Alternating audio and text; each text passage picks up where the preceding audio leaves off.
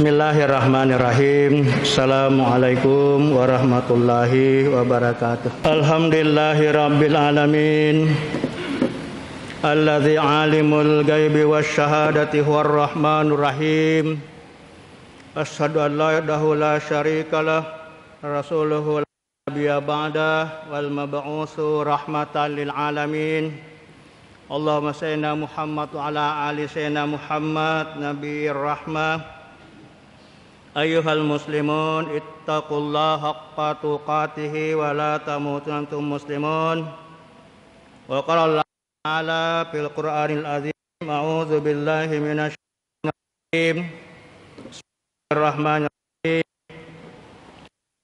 Anallahu la ilaha illa ana wa'budni wa aqimis salata li dzikri. Hadirin jamaahnya berbahagia, segala puji bagi Allah yang memberi kita berbagai nikmatnya, khususnya hari ini nikmat kekuatan, nikmat kesadaran, nikmat keikhlasan untuk kita bersama-sama berkumpul di tempat yang mulia ini dalam rangka untuk melaksanakan perintah Allah Subhanahu wa taala. Sebagaimana kita bersama, kalau Allah telah mengingatkan kepada kita dalam sebuah ayatnya kepada orang-orang mukmin, ya ayyuhalladzina amanu inna salati min yaumil jum'ah fas'au ila dzikrillahi wa zarul bai' zalikum khairul lakum in kuntum ta'lamun. Kata Allah, hai orang-orang beriman, apabila kamu telah mendengar seruan untuk salat Jumat, maka bergeraslah kalian dan tinggalkanlah segala aktivitas untuk ingat Allah Subhanahu wa taala. Tentunya kita semua sudah berkumpul di masjid ini, tempat yang mulia ini, hati kita selalu melafazkan zikir kepada Allah Subhanahu wa taala.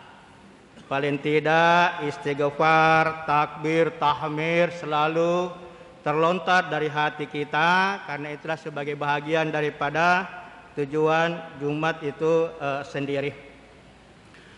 Demikian juga selawat salam yang diutus di muka bumi ini, dan dari nada kita semua bisa tahu bagaimana cara hidup yang baik dan benar. Paling tidak di samping ada ilmu, ada filsafat, ada agama yang diharapkan sangat memberikan kepada kita ilmu pengetahuan agar bisa hidup maslahat dunia dan akhirat. Demikian juga dari Nabi lah kita semua tahu bagaimana cara beribadah yang baik dan benar. Dengan salat, dengan zikir, dengan berbagai ibadah-ibadah lainnya, insya Allah menjadi sumber rahmat untuk mendapatkan rahmat Allah Subhanahu wa taala dan surganya Allah Subhanahu wa taala. Bahkan dengan dari beliaulah kita semua bisa menekan, bisa mengendalikan hawa nafsu kita. Karena memang hawa nafsu salah satu potensi yang Allah beri kepada manusia bagaimana menjalani hidup ini dengan berbagai aktivitasnya. Hadirin rahimakumullah, saya sengaja mau pilihkan satu ayat dalam surah Thaha ayat 14 yang menjadi renungan kita. Ayat ini kata ulama adalah Allah ingin menunjukkan kepada manusia kalau dia itu adalah Rabb, Tuhan. Tuhan yang maha menciptakan segala-galanya, Tuhan yang maha menghidupkan dan maha mematikan dan maha mengurus manusia. Oleh karena itulah ayat inilah menegaskan bahwa ada Allah yang kita jadikan sebagai iman, percaya dan tauhid kepadanya. Yang kedua, ayat ini juga ingin menegaskan bahwa Allah itu Maha Esa. Tidak ada Tuhan selain Dia. Dialah yang berkuasa berkehendak seesa-esanya. Oleh karena itulah kita tidak boleh mencari satu Tuhan atau apapun sebagai Tuhan. Yang ketiga, ayat ini juga menunjukkan bahwa Allah itu menciptakan manusia tujuannya untuk beribadah kepada Allah. Dan hanya kepada Allah lah kita beribadah. Dan sekaligus menjadikan salat sebagai salah satu sarana, satu alat untuk kita ingat kepada Allah Subhanahu wa taala. Innani anallahu la ilaha illa ana fa'budni wa aqimis salata li zikri, kata Allah. Sesungguhnya saya adalah Allah, tiada ilah, tiada Tuhan selain saya, kata Allah. Fa'budni, maka sembahlah saya, kata Allah. Wa aqimis salata li zikri, dan dirikanlah salat untuk mengingatku, kata Allah. Hadirin rahimakumullah, Tuhan itu, kata Ibnu Taimiyah, ialah yang dipuja dengan penuh kecintaan hati. Tuhan itu adalah kita tunduk kepadanya, merendahkan diri di hadapannya, takut dan mengharapkannya. Kepadanya tempat berpasrah ketika berada dalam kesulitan, berdoa dan bertawakal kepadanya untuk maslahatan diri, meminta perlindungan ketenangan darinya, dan menimbulkan ketenangan di saat mengingatnya, dan terpaut cinta kepadanya. Itu definisi atau paling tidak kata Ibnu Taimiyah untuk mengetahui, memahami Allah Subhanahu wa Ta'ala. Tentunya dari definisi ini maka banyak Tuhanlah yang kita bisa. Sekaligus menunjukkan bahwa tiada satu pun manusia yang tidak bertuhan. Apakah menuhankan nabi, atau menuhankan wali-wali, atau menuhankan manusia, menuhankan benda, atau menuhankan pekerjaannya. Bahkan ada yang menuhankan Soekarno. Demikian juga boleh jadi ada yang menuhankan Jokowi. Dan siapa tahu juga ada yang menuhankan Anies Basdewang. Oleh karena itulah perlu ada satu iktikad bait, ada akidah, ada ketauhidan kita tentang Tuhan itu sendiri, yaitu adalah Allah Subhanahu wa Ta'ala. Oleh karena itu sebagai Allah, maka tentunya kita sebagai makhluk Allah Subhanahu wa Ta'ala dan sebagai hamba Allah Subhanahu wa Ta'ala, sehingga ada amanah agama kepada kita. Agamalah yang kita anut, yang kita pilih untuk menjadikan sebagai landasan, sebagai pengetahuan dasar untuk menjalankan kehidupan beragama itu sendiri. Dalam beragama paling tidak ada 3 amal-amal batiniah dan amal-amal lahiriah yang kita bisa bangun. Dengan demikian maka insya Allah amal-amal lahiriah inilah akan memberi kita berbagai amalan-amalan pahala-pahala, baik dunia itu sendiri untuk akhirat. Demikian juga amalan-amalan batinnya kita, amalan kalbu, amalan hati yang lebih disukai oleh Allah Subhanahu wa Ta'ala, agar supaya kita lebih dekat kepada Allah Subhanahu wa Ta'ala. Amalan itu sebagaimana yang disampaikan oleh Muaz bin Jabal, Nabi yang menyampaikan, meriwayatkan bahwa suatu ketika saya bersama Rasulullah sallallahu alaihi wasallam berjalan bersamanya, tiba-tiba Nabi memegang tangan saya dan kemudian menyatakan, ya Muaz, wallah la uhibbuka ya Muaz. Sesungguhnya hai Muaz, demi Allah saya mencintaimu. Bahkan Nabi mengulang sampai 2 kali. Sampai Muaz merasa gemetar, terharu dan menangis mendengarkan kata itu. Betapa akan cinta kepadanya. Kemudian saya mengatakan, usika ya Mu'ad, saya ingin mewasiatkan kepadamu, yaitu biasakanlah untuk selalu membaca di setiap akhir salatmu doa, Allahumma a'inni ala zikrika wa syukrika wa husni ibadatika. Mintalah kepada Allah selalu setiap kau sudah salat dengan permintaan yang 3 hal. Yang pertama adalah a'inni ala zikrika. Ya Allah, tolong saya agar saya bisa selalu mengingatmu, bisa berzikir kepadamu. Karena dengan mengingat Allah itulah insya Allah hati kita menjadi tenang.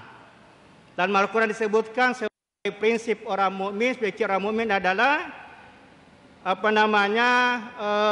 orang-orang mukmin itu selalu tenang hatinya karena zikir kepada Allah. Allazina amanu tatma'innu qulubuhum bizikrillah. Ala zikrillah tatma'innul qulub. Memang hanya orang-orang beriman sajalah yang tenang hatinya karena dia selalu kepada Allah Subhanahu wa Ta'ala. Oleh karena itulah salah satu yang kita minta tolong kepada Allah agar supaya Allah selalu mengingat untuk mengingatnya. Yang kedua, wa syukrika. Ya Allah, tolong saya untuk selalu bersyukur atas nikmat-nikmat-Mu. Karena memang kita sebagai manusia kadang terlena atas keisikan kita, kesibukan kita, sehingga lupa bersyukur Allah SWT. Paling tidak syukur kita adalah ucap alhamdulillah atau ibadah kepada Allah Subhanahu wa taala. Yang ketiga adalah wa husni ibadatika. Ya Allah, tolong saya untuk bisa selalu memperbaiki ibadahku. Kata Nabi, kata Mu'adz, ini 3 Nabi kepada saya dan saya sebarkan wasiat ini agar supaya mintalah kepada pertolongan. Karena kalau hanya mengandalkan kemampuan kita untuk zikir itu sangat berat. Bersyukur sangat berat, apalagi beribadah yang baik. Dan demikian mintalah kepada Allah, maka Allah Subhanahu wa taala akan selalu memberi kita pertolongannya agar 3 hal ini kita bisa. Dan 3 hal inilah sebagai penguat daripada tauhid kita, akidah kita, iman kita. Sebagai yang terakhir, mari kita bersama-sama membangun hidup yang harmonis, hidup tenang dalam kemerdekaan kita. Dalam Indonesia merdeka ini, mari dengan suasana yang damai, yang harmonis dan yang tenang. Ada satu pesan Nabi yang bisa kita renungkan bersama. Dari menyatakan bahwa kalau Sallallahu Alaihi Wasallam, la tahasadu. Hai umatku, janganlah kalian suka selalu menghasut satu sama lain. Wala tanajasu, dan janganlah kalian suka untuk mencari kesalahan-kesalahan saudaramu. Wala tabagadu, jangan kalian untuk selalu saling benci membenci.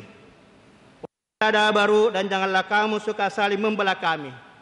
Kunu ibadallah ikhwana, karena kalian semua adalah hamba-hamba Allah yang bersaudara.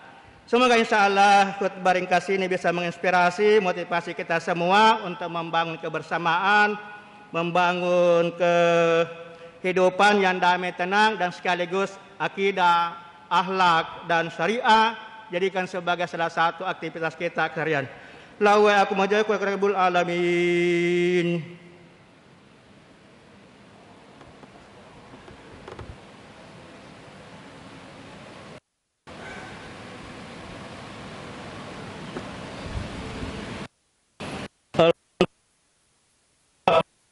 Muhammadil Mustafa wasabihi wa fasadallahu ilaha la syarikalah wa rasuluhu amma ba'd.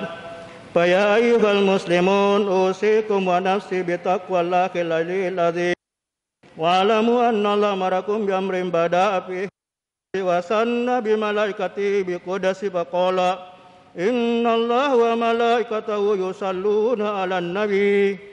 Ya ayyuhalladzina amanu sallu alaihi wa sallimu taslima. Allahumma salli ala Muhammadin wa ala sayyidina Muhammad sayyidina Ibrahim wa ala Ibrahim fil alamin innaka Hamidum Majid ya qadiyal hajat. Allahumma ghfir lil muslimina wal muslimat wal mu'minat ahya minhum innaka karimu ya hajat. Allahumma izzal islam wal muslimin wajil syirka wal musyrikin wansur ibadakal muwahhidin wansur man nasyara din wahzul man khazalal muslimi wa dammir adadin wa alikul kalimati la yaumidin. Allahumma annal bala wal waba wal salas wal miwan minha madara min wabatan ala bani Indonesia khassatan wa sayyidil buldaril muslimin amat ya rabbal alamin. Rabbana atina qina adzaban nar. Aqimis shalah.